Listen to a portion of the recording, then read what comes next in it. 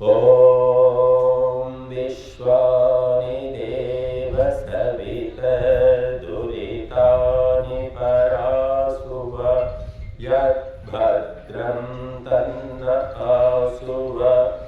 ఓం శాంతి శాంతి శాంతి. ప్రియమైన బంధువులారా, ఈరోజు పర్వయజ్ఞము జరుపుకున్నాం. పర్వము అంటే పండగ, తెలుగులో పండగ అంటాం, సంస్కృతంలో పర్వం అంటారు. పున్నమి, అమావాస్య, ఈ రెండు పర్వాలు, నెలలో రెండు పర్వాలు ఉంటాయి. ఈ రెండు రోజులు కూడా విశేషమైనటువంటి యజ్ఞ కార్యక్రమాలు చేసే పరంపర ఒకటి మనకుంది. మరి ఎందుకంటే ఈ ప్రకృతిలో, మన మనస్సులో, మన జీవితాల్లో మార్పులు కలిగిస్తాయి. ఆటుపోటు అంటారు సంస్కృతి, అది సముద్రంలో పౌర్ణమికి ఆటుపోటు కలుగుతూ ఉంటుంది. అంటే సముద్రం అలలు పెరగడం తరగడం జరుగుతూ ఉంటాయి. మన శరీరంలో కూడా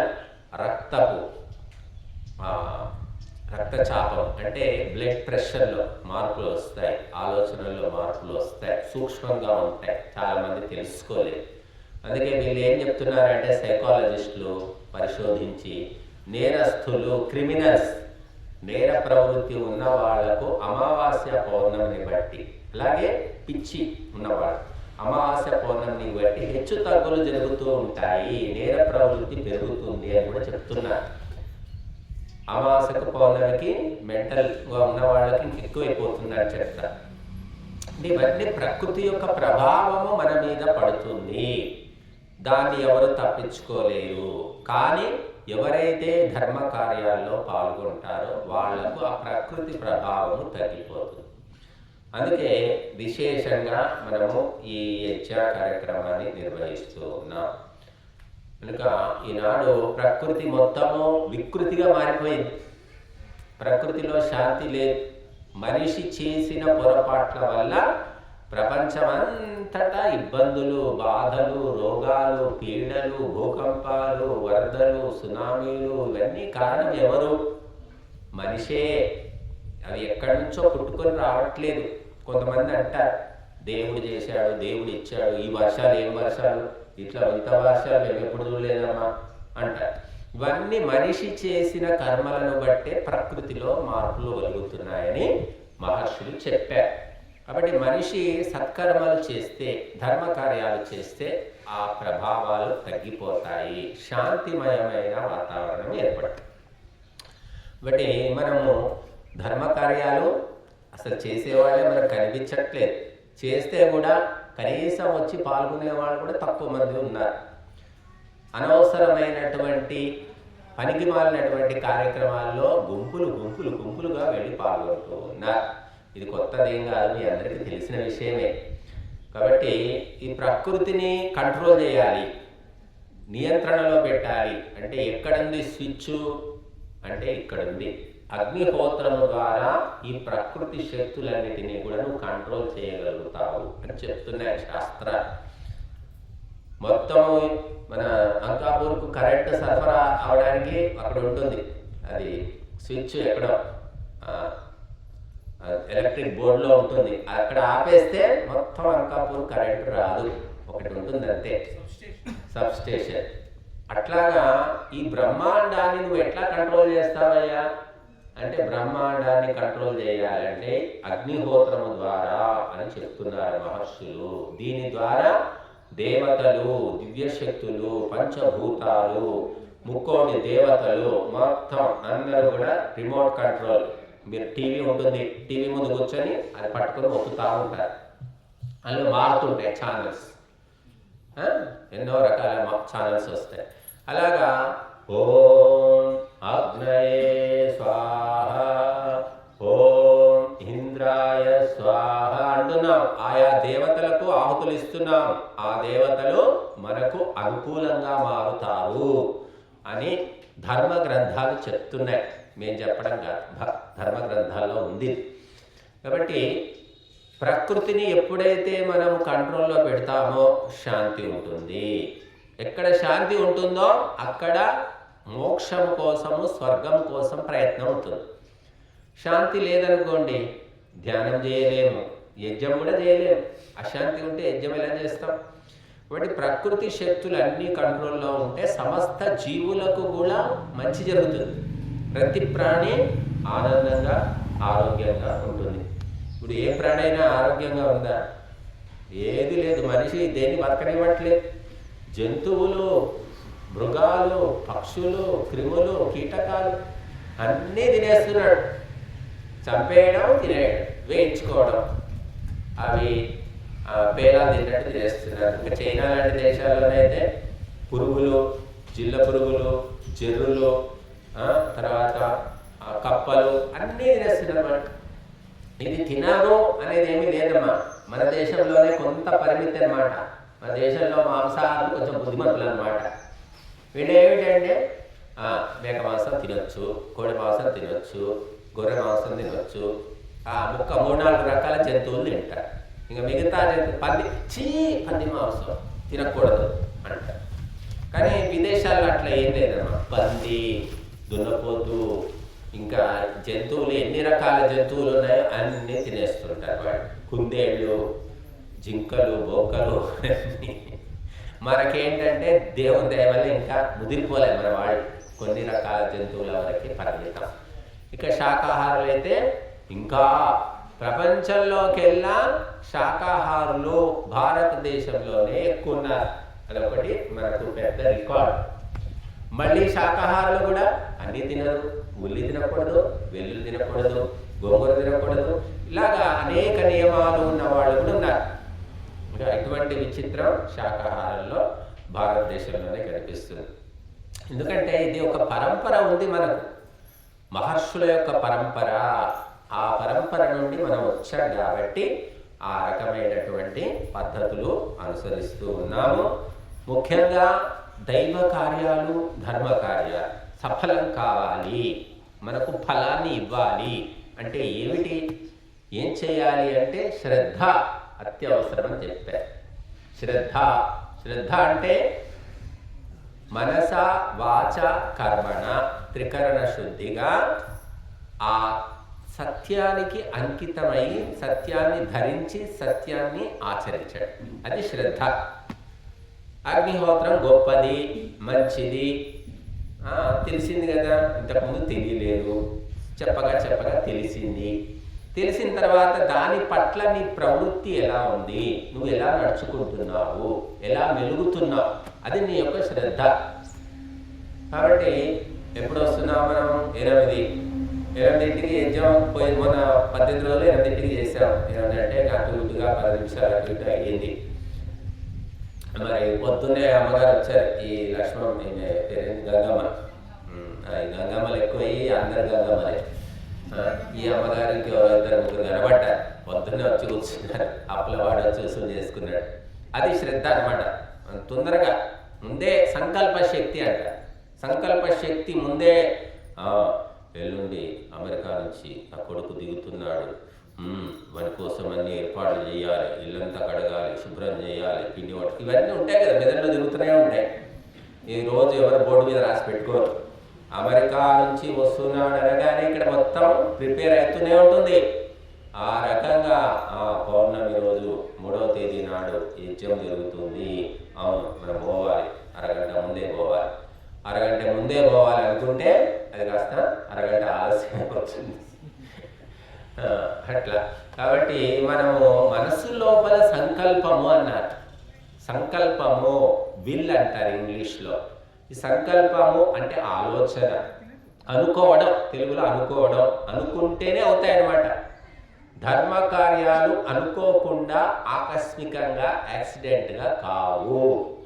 అనుకోకుండా నేను యజ్ఞానికి వెళ్ళాను, అనుకోకుండా స్వామీజీ ఉపన్యాసాలు విన్నాను, అనుకోకుండా గుళ్ళో దానం చేశాను, అనుకోకుండా ఆవుకు గడ్డి పెట్టాను అని ఏం జరగవండి. ఇవి అనుకుంటే జరగడమే కష్టం. ఇంకా అనుకోకుండా ఎలా జరుగుతాయి? వాటంతటా అవి జరిగిపోతాయి.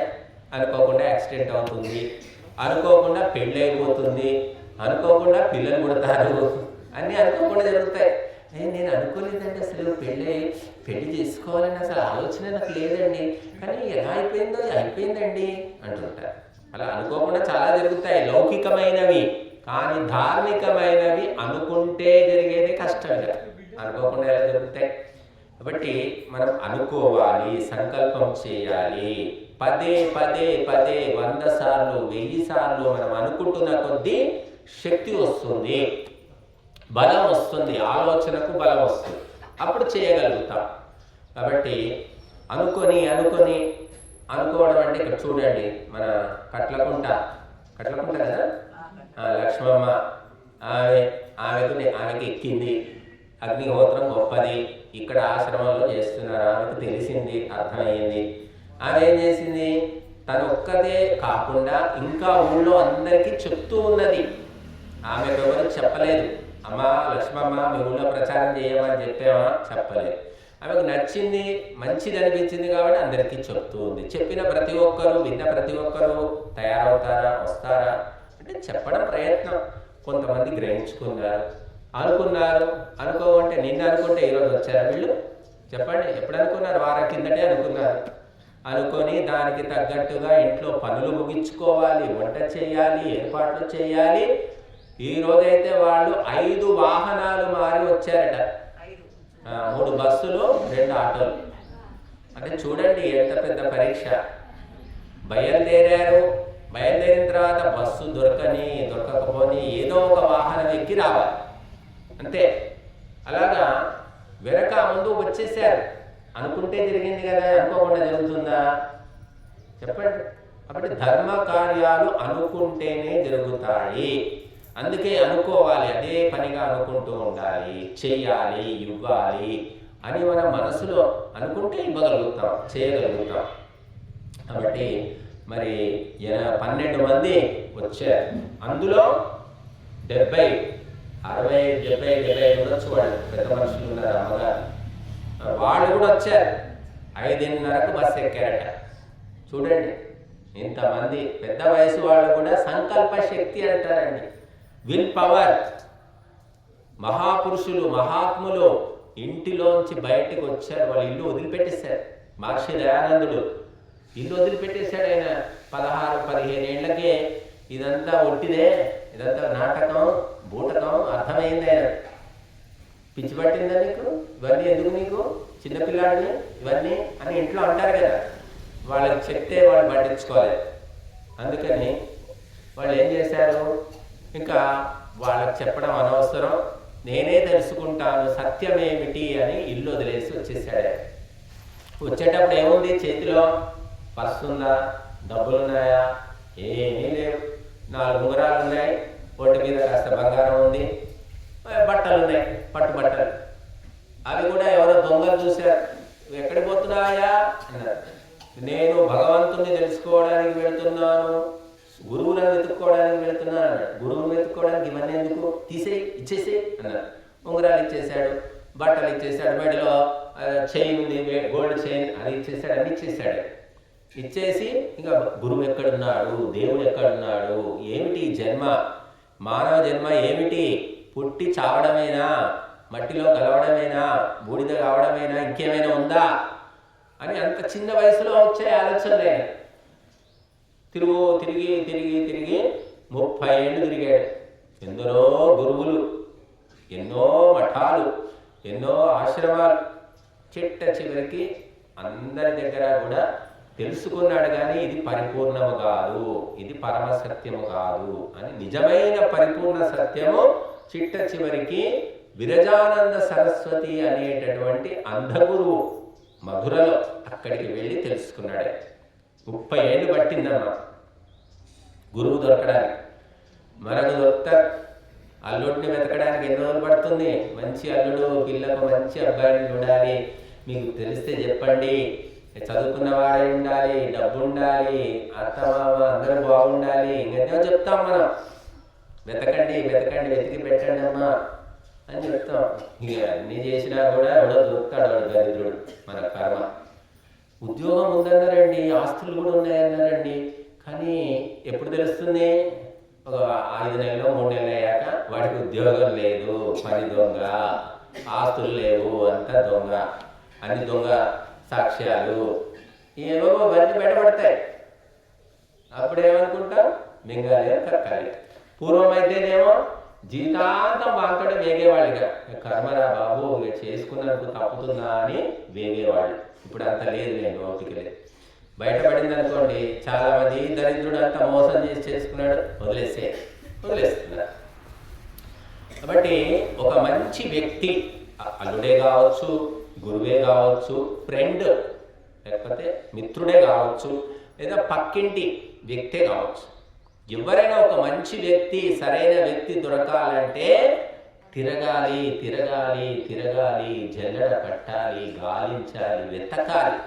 ఒక మంచి వస్తువు కావాలన్నా వెతకాలి, ఒక మంచి వ్యక్తి కావాలన్నా వెతకాలి. ఈరోజు ఇప్పుడు సమాజంలోనైతే ఇంకా భయంకరంగా వెతకాలి. ఎందుకంటే ఎక్కడ చూసినా వ్యాపారం, బిజినెస్, మోసం, వంచన, కుట్ర, దగ. కాబట్టి ధార్మిక రంగంలో ఇంకా వెతకాలి. కాబట్టి ఏదో వెతక్కుండానే మనకు దొరికింది అంటే మనం అదృష్టవంతులము. వెతికిన తర్వాత దొరికినా పర్వాలేదు, కానీ దొరికిన దాన్ని కాపాడుకొని, విలువ తెలుసుకొని దాన్ని ఉపయోగించుకోవడం గొప్ప. మొత్తము నిజామాబాద్ జిల్లాలో అగ్నిహోత్రము చేసేవాళ్ళు, చేసే ఆశ్రమం ఏదైనా ఉందా అంటే ఇది ఒక్కటి మనకు ఉంది. అక్కడ ఒకటి ఉంది కామారెడ్డిలో. ఎందుకు అంటే దీన్ని మరుగున పడిపోయింది. ఇది మన మహర్షులు, మన తాత ముత్తాతలు, దేవతలంతా చేసిందే. కాకపోతే ప్రత్యేకంగా దాని గొప్పతనాన్ని చెప్పేవాళ్ళు లేరు. ఎంత గొప్ప వస్తువైనా అది చేసేవాళ్ళు కావాలి, చెప్పేవాళ్ళు కావాలి. గారెలు అంటే అందరికి ఇష్టమే. తింటే గారెలు తినాలి, వింటే భారతం వినాలి అని మనకు ఒక సామెత ఉంది. గారెలు ఇష్టమే, కానీ గారెలు ఎవరు చేయాలో వాళ్ళు చేస్తేనే అది టేస్ట్ ఉండదు. ఎవరు పడితే వాళ్ళు చేస్తే అది టేస్ట్ ఉండదు. వంకాయ కూర ఇష్టమే, కానీ కొందరు వండితే మొత్తం గీకేసుకొని తినేస్తారు. అలాగా అగ్నిహోత్రం గొప్పదే, కానీ మరుగున పడిపోయింది. దాన్ని చెప్పేవాడు లేరు, చేసేవాడు లేరు. చివరికి మహర్షి దయానందుడు దాన్ని బయటికి తీశాడు. భూకంపం వచ్చిందనుకోండి, బిల్డింగ్లన్నీ కూలిపోతాయి, అన్ని వస్తువులు ఆ మట్టిలో కలిసిపోతాయి, తొమ్మిది పెట్టుకొస్తాయి. అట్లా మహర్షి దయానందుడు 2000 ఏళ్ల తర్వాత, 2500 ఏళ్ల తర్వాత, చూడండి గుర్తుపెట్టుకోండి, 2500 ఏళ్ల క్రిందట ఈ అగ్నిహోత్రము ఇంటింట జరిగేది భారతదేశంలో. అది అప్పుడు ఆగిపోయింది. ఎప్పుడు? బుద్ధుడు పుట్టినప్పుడు. బుద్ధుడి సమయంలో అక్కడ పశువులను చంపి హోమంలో వేసేవాడు, ఆవులను చంపేవాళ్ళు హోమంలో వేసేవాడు, మేకలు చంపేవాళ్ళు హోమంలో వేసేవాడు, గుర్రాలు చంపేవాళ్ళు హోమంలో వేసేవాడు. ఇటువంటి నీచమైనటువంటి కార్యాలు జరిగాయి ఎప్పుడు? బుద్ధుడు పుట్టిన సమయంలో. ఇవన్నీ చూశాడు బుద్ధుడు. ఏమి అగ్నిహోత్రం ఇది, ఎందుకు ఇట్లా చంపుతున్నారు, ఎందుకు హోమంలో వేస్తున్నారు అని అడిగాడు అప్పుడు ఉన్న పండితులు. వాళ్ళు ఏం చెప్పారు? ఇవన్నీ వేదాల్లో ఉన్నాయి, శాస్త్రాల్లో ఉన్నాయండి, అందుకే మేము చేస్తున్నాం అన్నారు. అటువంటి వేదాలు నాకు వద్దు, శాస్త్రాలు నాకు అవసరం లేదు, ఈ అగ్నిహోత్రం కూడా ఆపేయండి అని చెప్పేశాడు, ప్రచారం చేశాడు. దెబ్బకు అన్నీ ఆగిపోయి, రాజకుమారుడే, మామూలు వ్యక్తి కాదు కాబట్టి అందరూ ఆపేసుకున్నారు, ఆగిపోయి. అప్పుడు ఆగిపోయినటువంటి యజ్ఞాలు మళ్ళీ మహర్షి దయానందుడు 2500 ఏళ్ల తర్వాత మొదలుపెట్టాడు. ఎవరితో చేయించాడు? అందరితో. మనిషి పుట్టిన ప్రతి ఒక్కరూ కూడా అగ్నిహోత్రం చేయొచ్చు. కులము, మతము, వర్గము, ప్రాంతము, లింగము, భాష ఎటువంటి తేడా లేకుండా ప్రతి ఒక్కరూ శ్రద్ధాసక్తులున్న ఎవరైనా చేయొచ్చు అని మహర్షి దయానందుడు 200 ఏళ్ల కిందట మొదలుపెట్టాడు, పుట్టినటువంటి దయానందుడు. కాబట్టి ఎన్ని వేల ఏళ్ళు గడిచిపోయాయి చూడండి. ఈ అగ్నిహోత్రం చేయడం కష్టమా? కర్రలు కావాలి, సమిధలు కావాలి, నెయ్యి కావాలి, మూలికలు కావాలి, ఇటుకలు పెట్టి యజ్ఞకుండం కట్టుకోవాలి. ఇంకా కష్టమే ఉంది అందులో. ఏమి కష్టం లేదు. కానీ అక్కడ పశువులను చంపి హోమంలో వేయడం వల్ల అది చెడిపోయింది. దాని పట్ల అందరిలో కూడా దురభిప్రాయం ఏర్పడింది, మూతపడింది, అయిపోయింది. మళ్ళీ 2500 ఏళ్ల తర్వాత మనిషికి, ఇంటింటికి, ఊరూరికి కూడా మహర్షి దయానందుడు అందించాడు. ఇది మనం గుర్తుపెట్టుకోవాలండి. అప్పటి నుంచి మరి నిరంతరము ఈ అగ్నిహోత్ర కార్యక్రమం జరుగుతూ ఉంది. కాబట్టి ఎందుకో ఇది ఎందుకో మూతపడిందో తెలిసింది. ఎందుకు చెయ్యాలి అంటే ఎన్నో ఉన్నాయి కదండి. పూజలు ఉన్నాయి, వ్రతాలు ఉన్నాయి, అర్చనలు ఉన్నాయి, మొక్కులు ఉన్నాయి, జాతరలు ఉన్నాయి, ఎన్నో ఉన్నాయి మనకు, లేవని కాదు. కానీ అన్నిటిలోకెల్లా గొప్పది, పెద్దది ఏమిటి అంటే అగ్నిహోత్రమే.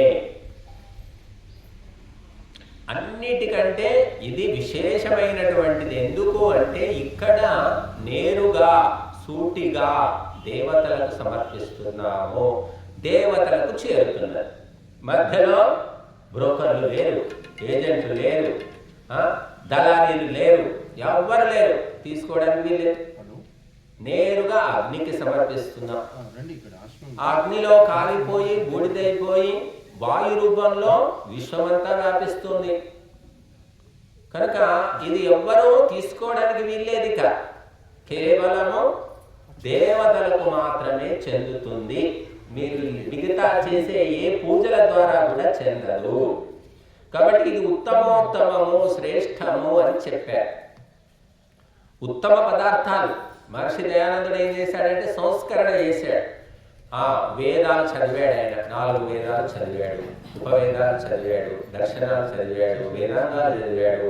అన్నీ చదివి తపస్సు చేసి సమాధిలో దర్శించాడు. ఏమని అంటే అగ్నిహోత్రము పశువులను చంపి వేయకూడదు, ఎక్కడ శాస్త్రాల్లో చెప్పలేదు అని తెలుసుకున్నాడు. బట్ ఎవరు చెప్పండి బుద్ధి ఎలా పుట్టింది అంటే బుద్ధి భ్రష్టమై పుట్టింది. అటువంటి బుద్ధి అందరూ తాగుతున్నారు. ఇప్పుడు తాగని వాళ్ళు ఎవరు లేరు. తాగమని ఏ శాస్త్రంలోనైనా ఉందా? పోనీ సైన్స్ చెప్తుందా?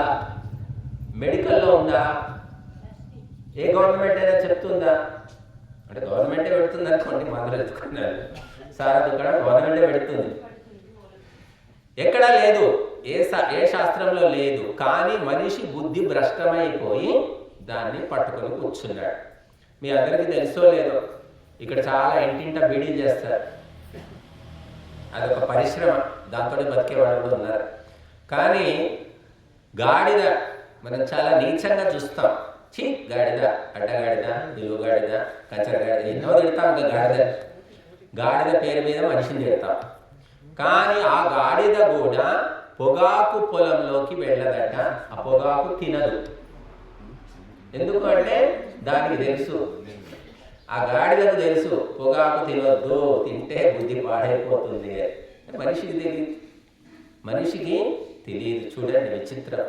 మనిషి బీడీలు చేసుకుంటున్నాడు, సిగరెట్లు చేసుకుంటున్నాడు, సుట్టలు చేసుకుంటున్నాడు, సిగార్లు చేసుకుంటున్నాడు. ఇవన్నీ కాగా మళ్ళీ ఆ పొడి, ఆ పొగాకు పొడిని గుట్కాలు అంటారు. గుట్కా పేరు నవ్వులుతున్నాడు. ఇన్ని పనులు చేస్తున్నాడు మనిషి.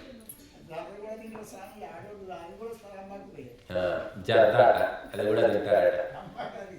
ఇట్లా మనిషి ఎంత భ్రష్టు పట్టిపోయాడు. కారణం ఏమిటి అంటే చెప్పేవాడు లేకపోవడమే. మనందరం ఈనాడు చదువుకున్నాం, పెరిగి పెద్దయ్యాం, భాష మాట్లాడుతున్నాం, అనేక పనులు చేస్తున్నాం. ఎందుకు అంటే మనకు ట్రైనింగ్ ఇచ్చారు, నేర్పించారు.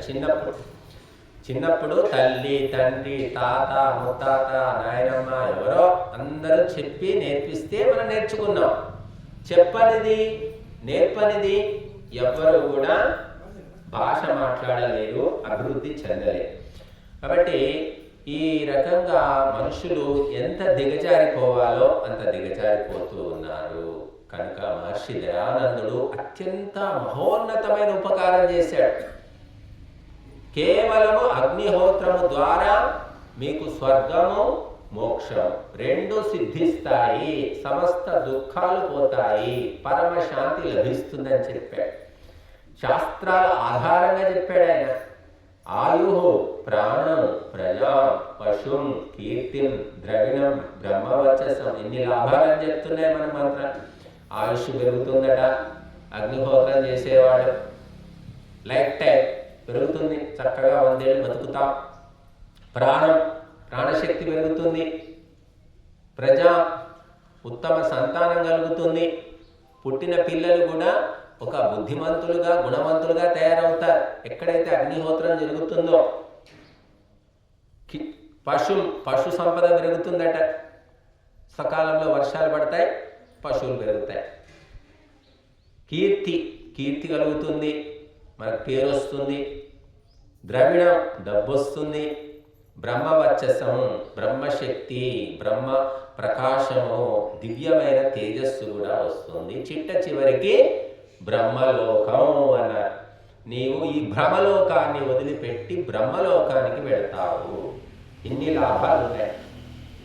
కాబట్టి ఇటువంటి కల్పవృక్షము కామధేనువు లాంటి అగ్నిహోత్రము మహర్షి దయానందుడు ప్రతి ఒక్కరికి అందుబాటులోకి తెచ్చాడు. మరి దీని ద్వారా రోగాలు పోతాయి, సకాలంలో వర్షము పడుతుంది, ఆయుష్ పెరుగుతుంది. కలగని లాభం లేదు, ప్రతి ఒక్క లాభము కలుగుతుందండి అగ్నిహోత్రంతో. మన ఊహకు కూడా అందదన్నమాట. అటువంటి విచిత్రాలు మహిమలంట జరుగుతాయి ఎక్కడ అగ్నిహోత్రం జరుగుతుంది. మీ అందరికీ తెలిసిందే, మొన్న మనం 18 రోజులు చేసాం. ప్లాన్ లేదు, బడ్జెట్ లేదు, ఏది లేదు. మొదలుపెట్టాం, దేవుడా నువ్వే దిక్కని.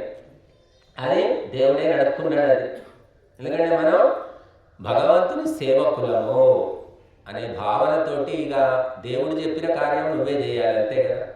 ఆ రకంగా జరిగింది. ఎన్నోసార్లు మనకు జరుగుతూ ఉంది. అది అంకాపూర్లో విచిత్రం. అది కనుక మనం అనుకున్న వాళ్ళు, మనకు తెలిసిన వాళ్ళు కాకుండా సంబంధం లేని వాళ్ళు, తెలియని వాళ్ళు వచ్చి సహాయం చేశారు, దానం చేశారు, సేవ చేశారు. మొన్న అయితే 10 మంది వచ్చున్నారు ఇక్కడ పైన హాల్లో కానీ వెనక రూముల్లో కానీ 10 మంది 10-12 మంది వచ్చున్నారు. ఇంతకుముందు ఎప్పుడూ ఇంతమంది రాలేదు. కాబట్టి మనము భగవంతుని యొక్క శాసనాన్ని అనుసరించాలి. అంతే, గుడ్డిగా కళ్ళు మూసుకొని. డాక్టర్ చెప్తాడు, నీ క్యాన్సర్ వచ్చిందమ్మా, క్యాన్సర్ వచ్చింది, నువ్వు మాంసం తినొద్దు, అది తినొద్దు అని చెప్తే డాక్టర్ నమ్ముతాం. మనం చదవలేదు కదా. కాబట్టి డాక్టర్ క్యాన్సర్ వచ్చిందని, క్యాన్సర్ వచ్చింది, ఇది తినాలి, మందులు వాడాలి అంటే అలాగే నమ్ముతాం మనం, ఇంకేం అడగం. అలాగా భగవంతుడు చెప్పాడు, అగ్నిహోత్రం జుహయా స్వర్గ కామహ, నీకు స్వర్గం కావాలంటే అగ్నిహోత్రం చేసుకో అని చెప్పాడు భగవంతుడు. అంతే, నమ్మడం అంతే, గుడ్డిగా చేసుకుంటూ పోవడం. దానివల్ల కలిగే కష్టనిష్ఠురాలు, లాభ నష్టాలు ఎవరు బాధ్యులు చెప్పండి? భగవంతుడు చెప్పాడు కాబట్టి ఆయనే బాధ్యుడు. డాక్టర్ చెప్పాడు క్యాన్సర్ అని చెప్పింది ఎవరు? డాక్టరు. మందులు ఇచ్చింది ఎవరు? డాక్టరు. తగ్గకపోయినా, పెరిగినా, తగ్గినా అన్నిటికీ కారణం ఎవరు? డాక్టర్. డాక్టర్ గారు చాలా సంతోషం అండి, మా అదృష్టం ఇలాంటి మంచి డాక్టర్ దొరికారు, మేము ఈ క్యాన్సర్ తగ్గిపోయిందండి, మీ ట్రీట్మెంట్తో తగ్గిపోయింది అంటారు. వాడే దరిద్ర డాక్టర్, వాడు మొత్తం ఉన్న డబ్బులని లాక్కున్నాడు, క్యాన్సర్ వచ్చిందన్నాడు, క్యాన్సర్ ఇంకా పెరిగిపోయింది, వాడు ఏం ట్రీట్మెంట్ చేశాడు, దుర్మార్గుడు అని తిట్టిపోస్తాం. మంచి జరిగితే పొగుడుతాం. మంచి చెడు ఏదైనా జరగవచ్చు, మనుషులు కాబట్టి. డాక్టర్లు అయితే మాత్రం దేవతలు కాదు కదా. ఒక్కోసారి వాళ్ళు ట్రీట్మెంట్ చేస్తే శరీరంలో రోగం తగ్గొచ్చు, ఒక్కోసారి పెరగవచ్చు, ఇంకేమైనా కావచ్చు. కానీ భగవంతుడిది అలా కాదమ్మా. 2 రకాలు ఉండదు. లాభమే అని చెప్పాడు, నష్టం అని చెప్పలేదు. నష్టం జరగదు. అగ్నిహోత్రం చేసిన అందరికీ లాభమే జరుగుతూనే ఉంది. నమ్మిన వాళ్ళకు జరుగుతుంది, నమ్మని వాళ్ళను నమ్మించి అవసరం లేదు, చేసుకుంటూ పోవడం. బట్ ఇది నిష్కామ కర్మ అన్నారు. సకామ కర్మలు, నిష్కామ కర్మ 2 తెలుసుకోవాలి. సకామ కర్మలంటే లాభాన్ని లెక్కలను వేసుకొని చేసే కర్మలు. నిష్కామ కర్మలంటే ఏమీ లేదు, ఆ దేవుడు చెప్పాడు అంతే, చేసుకుంటూ పోవడమే. సత్యము పలుకుము, ధర్మము ఆచరించుము అని చెప్పాడు భగవంతుడు. సత్యం పలికితే కష్టాలు వస్తున్నాయి, ధర్మాన్ని ఆచరిస్తే బాధలు వస్తున్నాయి అంటే ఎవరు కారణం? నువ్వు కాదు, భగవంతుడే కారణము. భగవంతుడు చెప్పింది నువ్వు నడుస్తున్నావు. కనుక మనము ఈ అగ్నిహోత్రము చేసుకుంటూ పోవడమే. కుర్వన్నేవేహ కర్మాణి జిజీవిషేచ్ఛతం సమాహన్. నువ్వు 100 ఏళ్ళు బతకాలా, అంతకు మించి బతకాలి అనుకుంటే ధర్మ కార్యాలు అగ్ని కార్యము చేసుకుంటూ పో, అంతే. చేసుకుంటూ పోవడమే. ఇక్కడ చాలామంది 80-85 దాటిన వాళ్ళు కూడా పొలానికి వెళ్తారు, పశువులకు సేవ చేస్తుంటారు, పొలం పనులు చేస్తుంటారు, చేయకపోయినా దగ్గర నుండి చేయిస్తారు. ఎందుకు అంటే అది అలవాటైంది. ఊహ తెలిసినప్పటి నుంచి పొలానికి వెళ్ళడము, అక్కడ పంట వేయడము, పంట తీయడము, ఏమో ఉంటాయి అన్ని పనులు, అలవాటైంది కాబట్టి అటే పోతుంటుంది. అలాగా ఈ అగ్నిహోత్రము కూడా అలవాటైతే ఇంకా ఇటే ఇలాగే చేసుకుంటూ పోతాం. మరి పొలం పండించేవాడికి లాభం వస్తుంది, నష్టం వస్తుంది. వర్షాలు పడి ఒక్కోసారి నష్టం వస్తుంది, వర్షం పడక నష్టం వస్తుంది. మరి రకరకాల నష్టాలు, కీడలు, చీడ పురుగులు బట్టి నష్టం వస్తుంది, మార్కెట్ లేక నష్టం వస్తుంది. ఎన్ని నష్టాలు వచ్చినా వాడు భూమిని నమ్ముకుంటాడు, ఆ భూమికి సేవ చేస్తూ ఉంటాడు. ఇక్కడ కూడా అగ్నిహోత్రం చేయగానే సుఖమే కలుగుతుందా, దుఃఖము కలగదా అంటే గత జన్మల్లో చేసిన కర్మలను బట్టి కొన్ని అనుకోకుండా దుఃఖాలు వస్తాయి. అవి అగ్నిహోత్రం వల్ల రావండి. మనము చేసుకున్న అనేక జన్మల కర్మలు పక్వమైపోయి ఇప్పుడు మనకు అనుభవించే పరిస్థితి వస్తుంది. అంతే తప్ప అగ్నిహోత్రం చేస్తే మాకు అన్ని బాధలు వచ్చాయండి, మా కష్టాలు వచ్చాయంటే అది అగ్నిహోత్రంతో రాలేదమ్మా, ఇంతకుముందు జన్మలో నువ్వేం చేసుకున్నావో దానివల్ల వచ్చాయని మనం చెప్పాలి. కాబట్టి ఏ వచ్చినా సరే చేసుకుంటూ పోవడమే. ఇది అంటే ధర్మము అర్థమైన వ్యక్తి. కాబట్టి మనం నిరంతరము ఈ అగ్నిహోత్రము, దైవ కార్యాలు, ధర్మ కార్యాలు చేసుకుంటూ పోవడమే. పొగుడుతున్నారా, తిడుతున్నారా, సహాయం చేస్తున్నారా, వ్యతిరేకిస్తున్నారా, 1000 మంది వచ్చారా, 100 మంది వచ్చారా, 10 మంది వచ్చారా, ఇవన్నీ అనవసరం. చెయ్యాలి, చేసుకుంటూ పోవాలి. ఒక తల్లి ఉంటుంది, ఒక తల్లి ఆదర్శం గుర్తుపెట్టుకోండి. తల్లి పక్కింటి వాళ్ళు మెచ్చుకున్నారా, పుట్టింటి వాళ్ళు మెచ్చుకున్నారా, అత్తింటి వాళ్ళు మెచ్చుకున్నారా, భర్తనే దుమ్మెత్తి పోసినా సరే కన్నందుకు ఆ పిల్లల్ని పెంచి పెద్ద చేస్తూ ఉంటుంది. ఎన్ని కష్ట నిష్ఠురాలు వచ్చినా తల్లి పిల్లల్ని వదిలిపెట్టదు. అలా వదిలిపెడితే ఈ ప్రపంచం ఎప్పుడో మూతపడేది. ఎన్ని ఇబ్బందులు వచ్చినా సరే సాధ్యమైనంత వరకు తల్లులు పిల్లల్ని చూసుకుంటూ ఉంటారు. అటువంటి ఒక సెంటిమెంట్ భగవంతుడు ఏర్పాటు చేశాడు. చూడండి, కుక్కలు కానీ, పిల్లులు కానీ, ఆవులు కానీ, ఏవైనా సరే తండ్రి ఎప్పుడు ఉంటాడో దేవుడికి. ఆ తల్లి ఆవు, ఆ తల్లి పిల్లి, ఆ తల్లి కుక్క చూసుకుంటూ ఉంటుంది వాడు. అట్లా ఒక భయంకరమైనటువంటి సెంటిమెంట్ పెట్టాడు భగవంతుడు. ఆడవాళ్ళకి పెట్టాడు, మగవాళ్ళకి ఏం లేదు. వదిలేయాలంటే వదిలేసుకోవచ్చు, ఎవరైనా చేసుకోవచ్చు, ఎవరో ఒకడు ఉంటాడేమో. అలాగా మనము కూడా అదే రకంగా ధర్మాన్ని నమ్ముకొని ఆ ధర్మ కార్యాలను చేసుకుంటూ పోవడమే. వాళ్ళు మెచ్చుకోలేదు, వాళ్ళు రాలేదు, వీళ్ళు రాలేదు అనే అవసరం లేదు. నీ పని నువ్వు చేసుకుంటూ పో. ఇది కర్తవ్యము, తప్పనిసరిగా చేయవలసినటువంటిది. కాబట్టి నిష్కామ కర్మ అని చెప్పారు. కాబట్టి నిష్కామ కర్మ చేయడం కష్టం, సకామ కర్మలు తేలిక, చేసుకోవచ్చు, ఎవరైనా చేస్తారు. కానీ నిష్కామ కర్మ అంటే ఏ రకమైన లాభాన్ని ఆశించకుండా, ఫలితాన్ని ఆశించకుండా, కోరుకోకుండా ఇది లోకానికి మేలు చేస్తుంది, జీవులన్నిటికీ మేలు చేస్తుందని చేసుకుంటూ పోవడం నిష్కామ కర్మ అంటారు. నిష్కామ కర్మ చేస్తే బుద్ధి శుద్ధి అవుతుందండి. మనము దానం చేస్తాము, లేకపోతే సహాయం చేస్తాము, సేవ చేస్తాం, ఫోటోలు తీసుకుంటారు. ఫోటోలు తీసుకోవడం, అది పేపర్లో వేయించుకోవడం, రాయించుకోవడం, ఇది అలవాటు చాలామంది.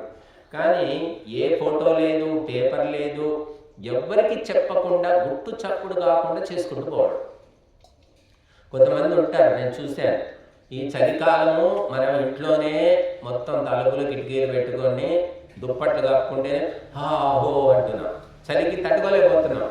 మరి రోడ్ల మీద ఇల్లు లేదు, వాకిలి లేదు, రోడ్ల మీద ఎంతోమంది బతుకుతున్నారు. మరి వాళ్ళకు చలి వేస్తే ఎట్లా? ఎవరు కప్పాలి దుప్పట్లు? ఎక్కడ ఎవరిస్తారు? ఏ గవర్నమెంట్ ఇస్తుంది?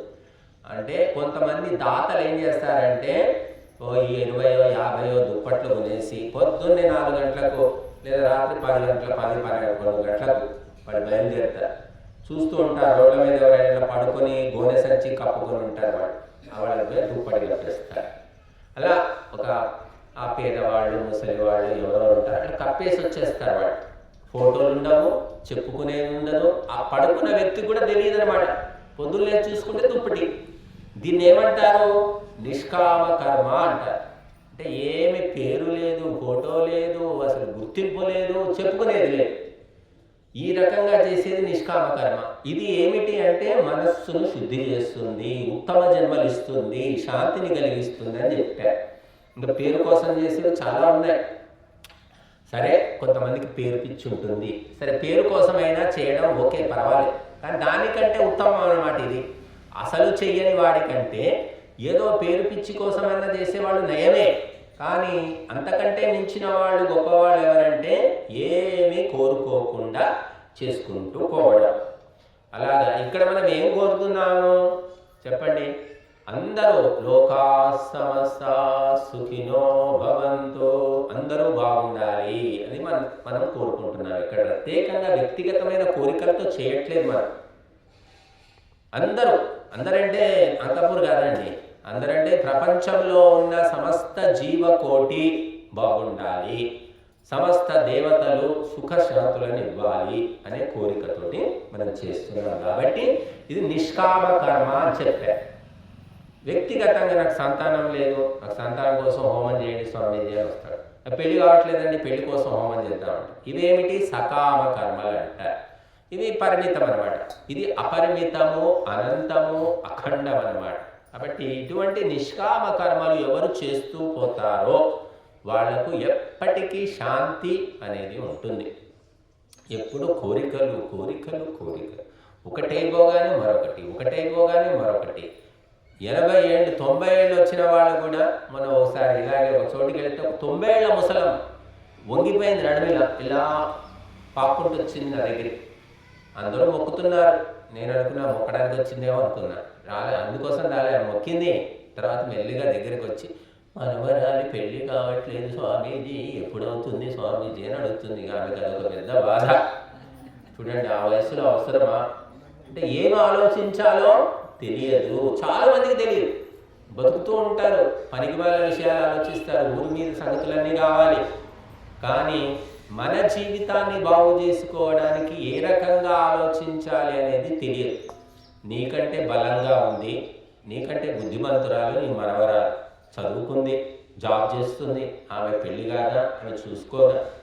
కాబట్టి ఇలాంటి పనికి మాలినటువంటి కోరికలను మనము చేయకూడదు. వదిలిపెట్టేసి ధర్మ కార్యాల పట్ల విశేషంగా పాల్గొనాలి.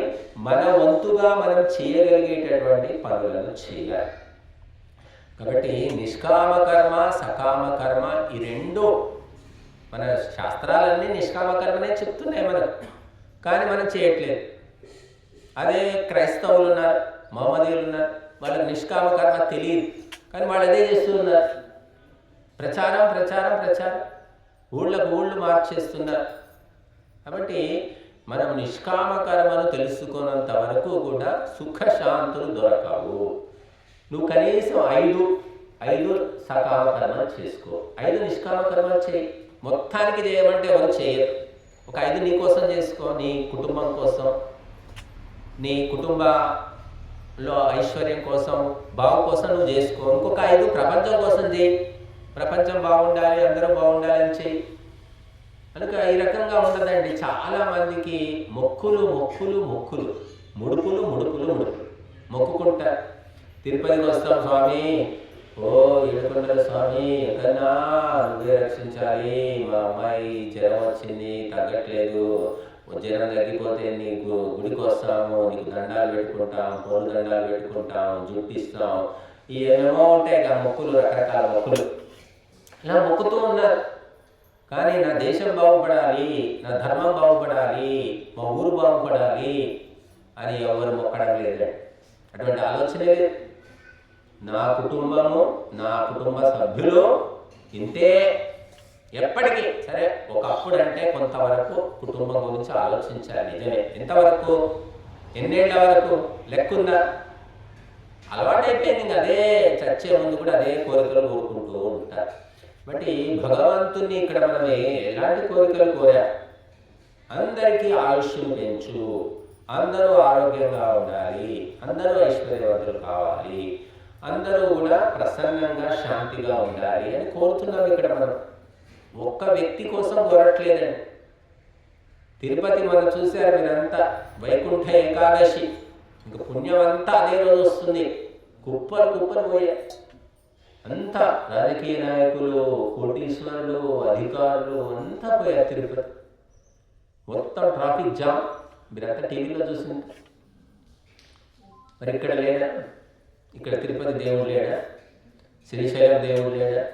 కాళహస్తి దేవుడు లేడా? బద్రీనాథ్, కేదార్నాథ్ అన్నీ ముక్కోటి దేవతలు అగ్నిహోత్రంలో కొలువై ఉంటాయి అని మేం చెప్పడం కాదు, ధర్మగ్రంథాలు చెప్తున్నాయి. అగ్నిర్వా సర్వా దేవతాః, సమస్త దేవతలు సూక్ష్మ రూపంలో అగ్నిలో ఉంటారు అని చెప్తారు. అటువంటి ఇక్కడ ఏముంది? తోసుకునేది లేదు, టికెట్లు లేవు, ఏమీ లేదు. అసలు ఎంత ప్రశాంతంగా ఉన్నా. వెళితే అక్కడ ట్రాఫిక్ జామ్ ఎక్కువైపోయింది అనుకోండి, ఏమవుతుంది? అన్నీ ఆగిపోతాయి వాహనాలు. ఎన్ని లక్షల మంది, కోట్ల మంది వెళితే ఏమవుతుంది తిరుపతి పరిస్థితి? అందుకే మన మహర్షులు ఏం చెప్పారంటే, ఇక్కడ అక్కడ ఎక్కడో తిరగకు, నీ ఇంటిలో నువ్వు అగ్నిహోత్రం చేసుకో. ప్రతి ఒక్కరు తమ ఇంట్లో అగ్నిహోత్రం చేసుకుంటే నీ ఇంట్లోకి దేవతలు వస్తారు. నువ్వు దేవతల దగ్గరికి పోవడం కాదు, దేవతలే నీ ఇంటికి వస్తారు. ఇది బాగుందా? అది బాగుందా? చెప్పండి. దేవతలు మన ఇంటికి రావడం బాగుందా? మనం దేవతలు ఎక్కడా అని పోవడం బాగుంది. ముక్కోటి దేవతలు నీ ఇంటికి వస్తారు. అగ్నిలో ఆహుతి స్వాహ స్వాహ నీ ఇంట్లో ఎప్పుడు అగ్నిహోత్రం చేస్తావో దేవతలంతా కూడా ఎక్కడ స్వాహాకారం వినిపిస్తుంది, ఎక్కడ వెతుక్కుంటూ వస్తారట.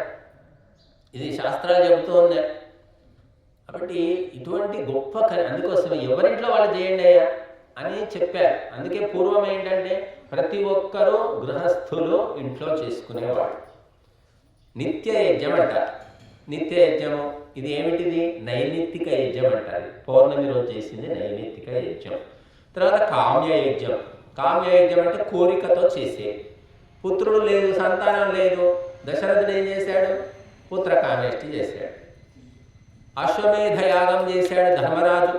ఎందుకోసం అంటే రాజ్య విస్తరణ కోసం. అలాగా వర్షం పడాలంటే వర్షేష్టి. అప్పుడు వచ్చేసాం మనమంతా అంకాపూర్లో వర్షం పడాలని పెద్ద ఎత్తున చేసాం. ఎవరింట్లో పడాలని చేసాం చెప్పండి? ఒక్క ఇంటికా? అంతా ఊరంతా అంటే ఊరు కాదు, మొత్తం ఎక్కడైనా పడని, మన ఊళ్ళో పడిన తర్వాత ఎక్కడైనా పడని, అందరికీ పడని అనే కోరికతోటి మనం చేసాం. అటువంటి కోరికలు ఎలా ఉంటాయి? వ్యక్తిగతమైన కోరికలు ఏమిటంటే క్లేశాన్ని, కష్టాన్ని, ఇబ్బందులను కలిగిస్తాయి. దాని తర్వాత రకరకాల పరిణామాలు ఎదురవుతాయి. కానీ అందరి మేలు కోసం చేసేవి ఎప్పుడూ కూడా దుఃఖాన్ని కలిగించవు. చూడండి, నా కొడుకు పెళ్లి కాలేదు, దేవుడా పెళ్ళి పరిస్థితి, తిరుపతి మెట్లన్నీ ఎక్కి నడుచుకుంటూ వస్తూ మొక్కుతావు. పెళ్ళి అయింది, అయిన తర్వాత మెట్లు ఎక్కుతావు, నడుచుకుంటూ పోతావు, చేస్తావు. పెళ్ళి అయింది కదా, పెళ్ళైన తర్వాత ఏమవుతుంది? కథ స్టార్ట్ అవుతుంది. అంతకుముందు కథ ఏముండదు, కథ స్టార్ట్ అవుతుంది, రకరకాల సమస్యలు వస్తాయి. కానీ వర్షం పడాలి దేవుడా అని మనం యజ్ఞం చేసామనుకోండి, వర్షం పడింది, అందరికీ పడింది, సమస్యలు ఎక్కడ వస్తున్నాయి?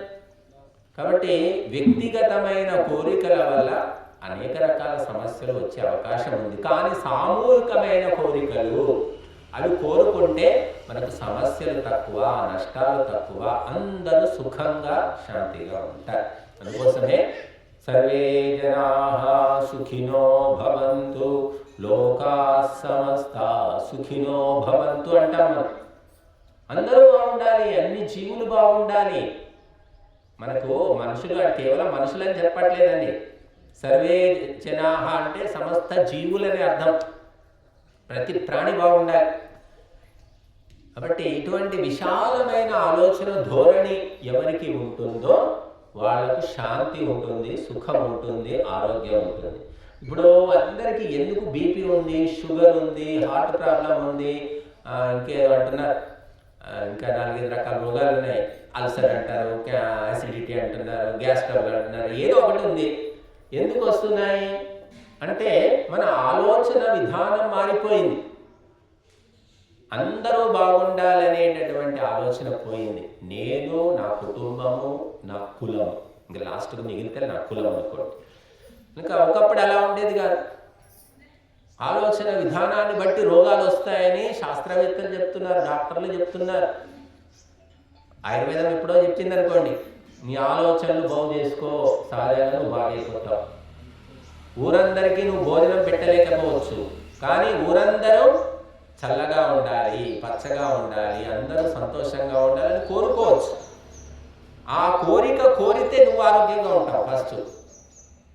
ఇది కాబట్టి ఆలోచన విధానము విశాలంగా ఉండాలి.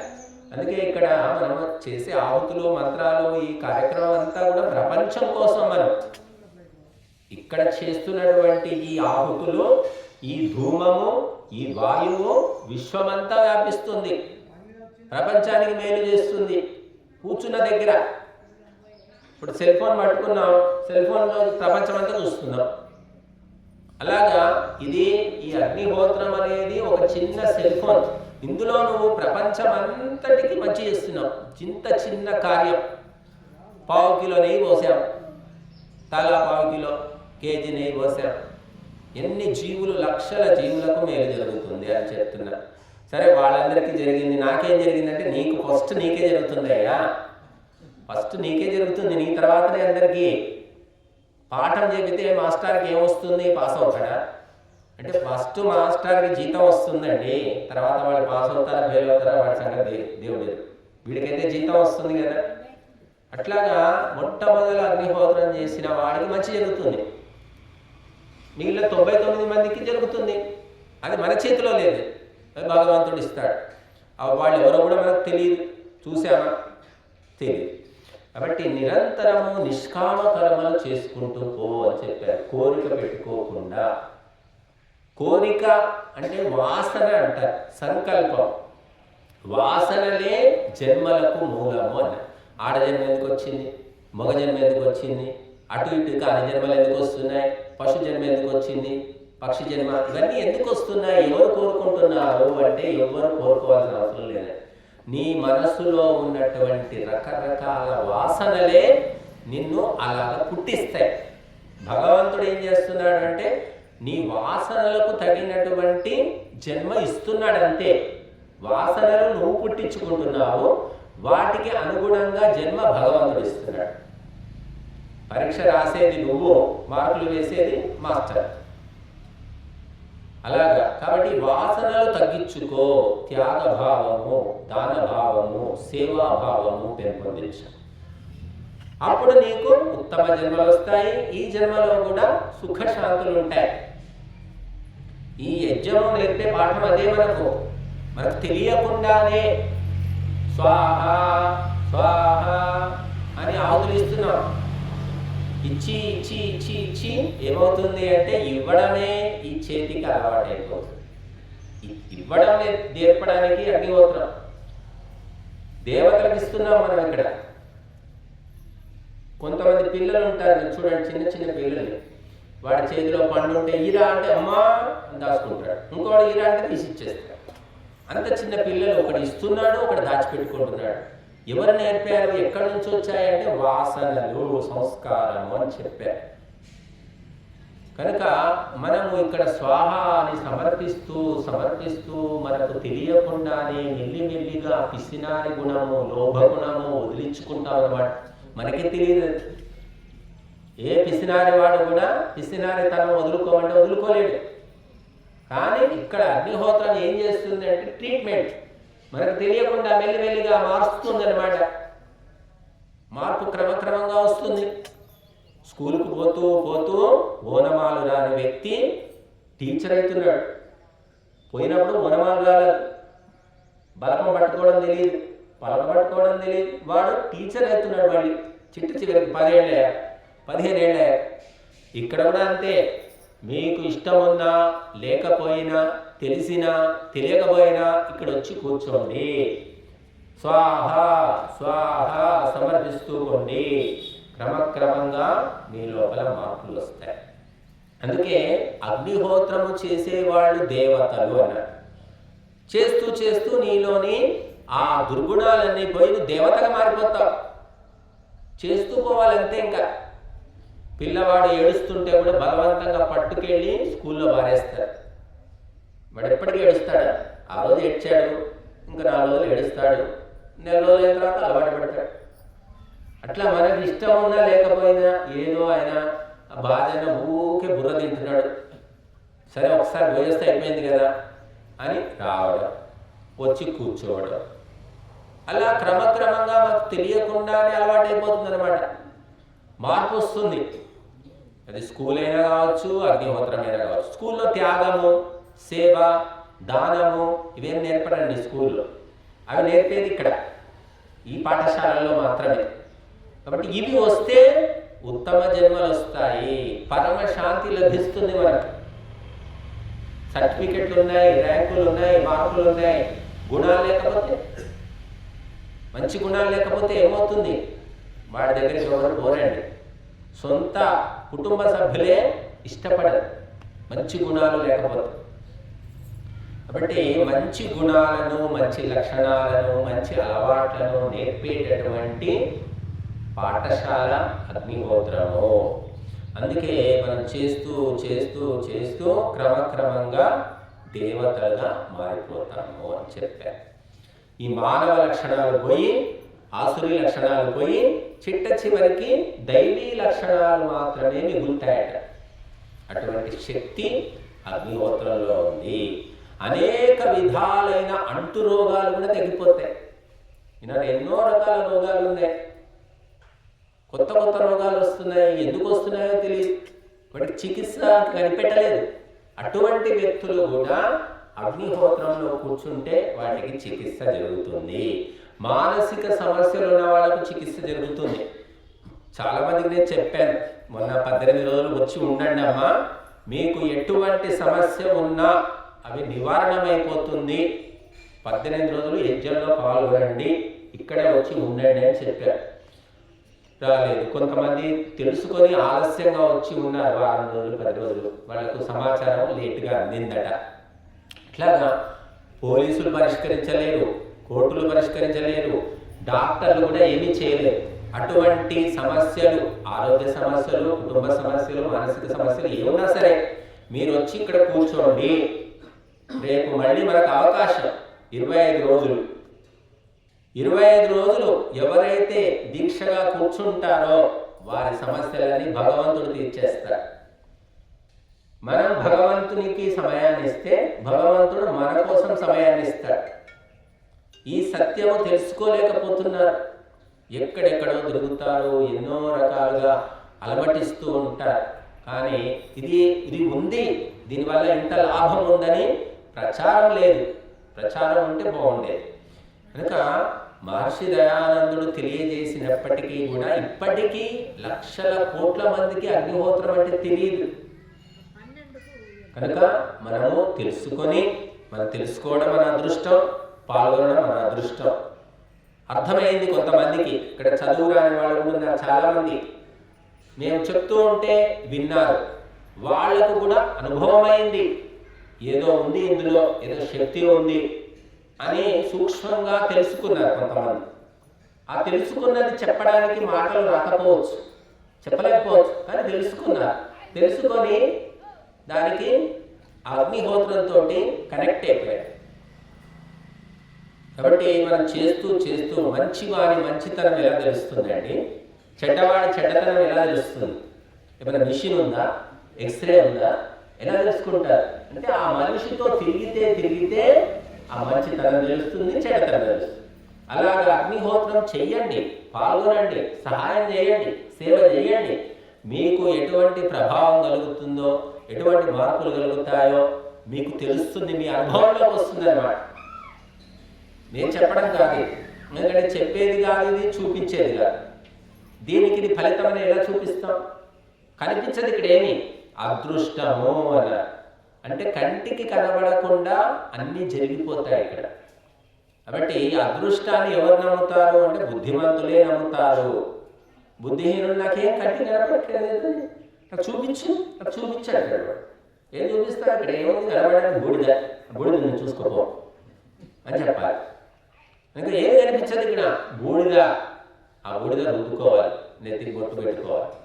బూడిద ఏం చెప్తుంది అంటే ఈ ప్రపంచం అంతా బూడిదైపోతుందిరా, నువ్వు కూడా బూడిదైపోతావురా, ఇంతే ఈ ప్రపంచం యొక్క పరమ రహస్యం ఇంతే అని ఆ బూడిద మనకు సందేశం ఇస్తుంది.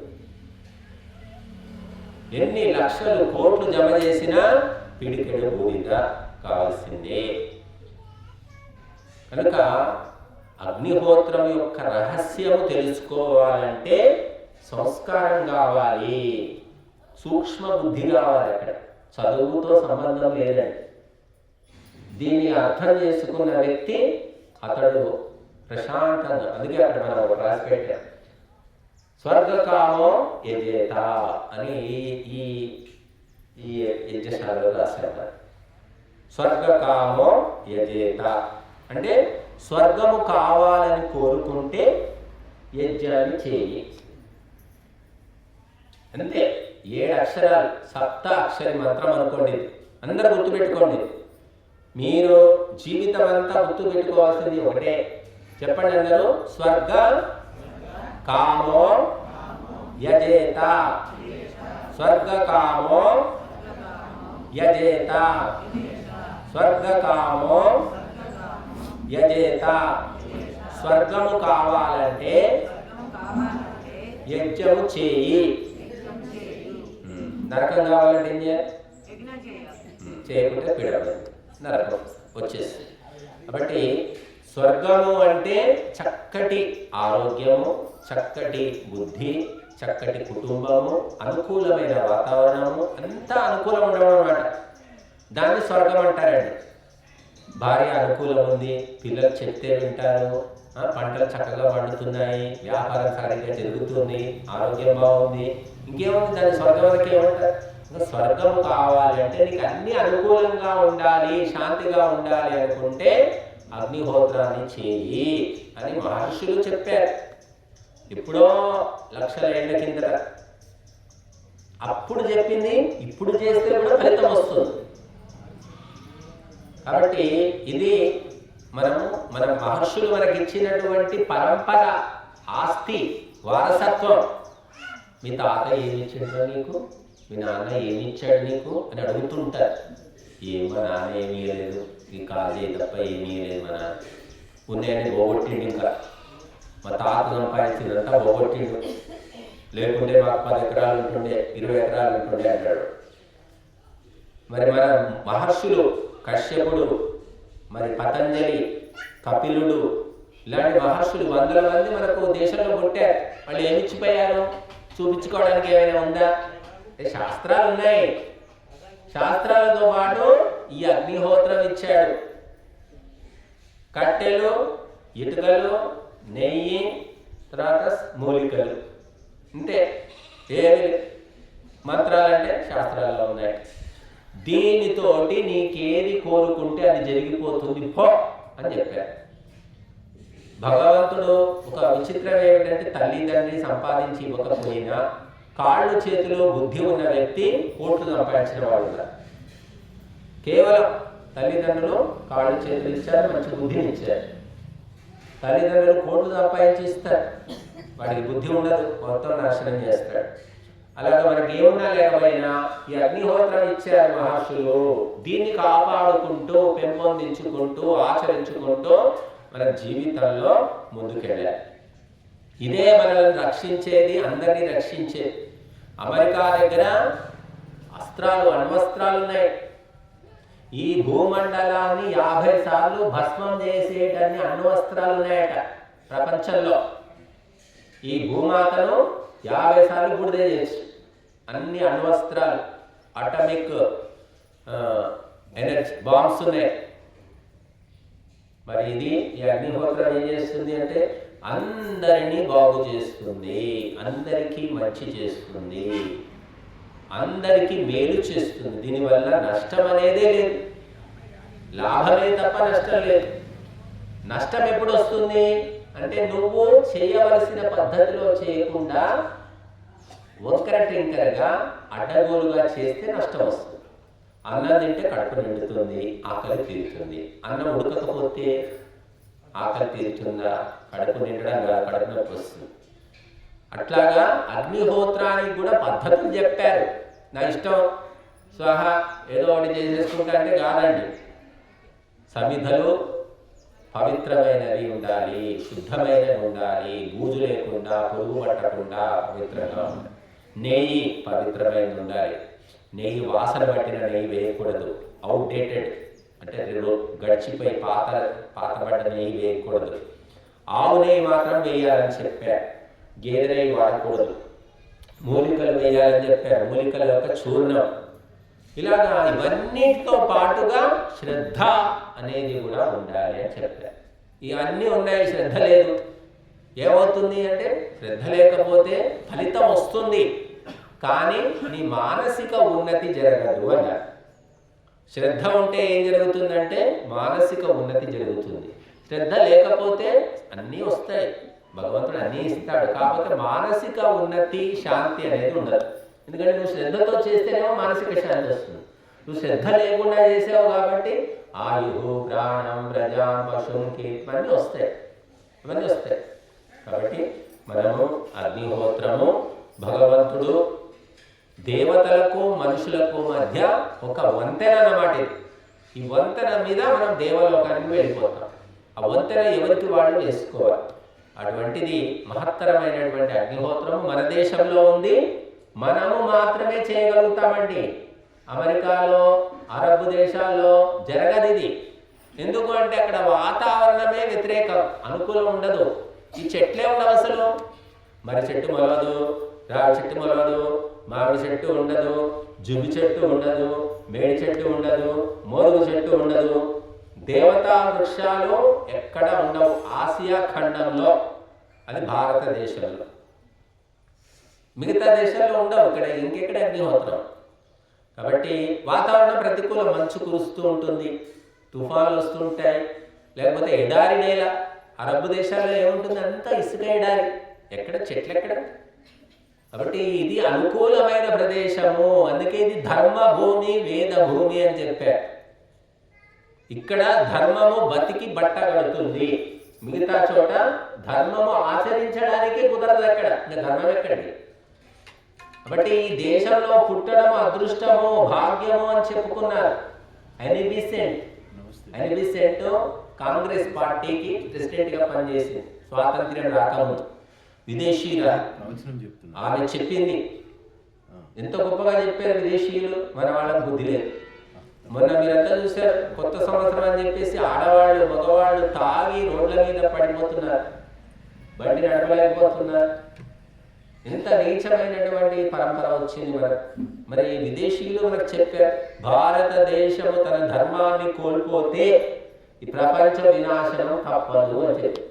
మన ధర్మాన్ని మనం వదిలేస్తున్నావు. నువ్వే చేయగలుగుతావురా, నువ్వు అందుకోసమే పుట్టావు ఇక్కడ. అది మర్చిపోయి ఎక్కడికో విదేశాలకు వెళ్ళిపోతున్నాము. అగ్నిహోత్రం చేసే అవకాశం లేని దేశాలకు వెళుతున్నాం. అంటే కోటీశ్వరుని ఇంట్లో పుట్టి ఎక్కడికి వెళ్తున్నాం? గుడిసెలో బతకడానికి పోతున్నాం మనం. ఎందుకంటే అగ్నిహోత్రమే అష్టైశ్వర్యం. ఇది లేకపోతే ఏముంది? బట్ ఇంత గొప్ప పుణ్యము, అదృష్టము, భాగ్యము మనకు భగవంతుడు పుట్టించి కల్పించాడు. కాబట్టి మనం ఆ కర్మను చేసుకోవాలి, ఈ జన్మను చరితార్థం చేసుకోవాలి. ఇంతకు మించి లేదు. ఓం శాంతి.